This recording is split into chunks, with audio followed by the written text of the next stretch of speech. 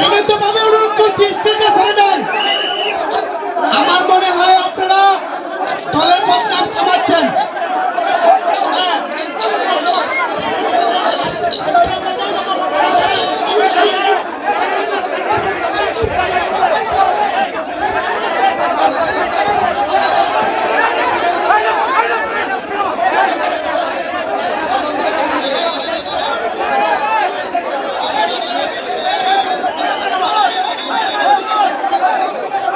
আপনারা শান্ত হয়ে বসেন, শান্ত হয়ে বসেন, আপনারা শান্ত হন, আপনারা বসুন।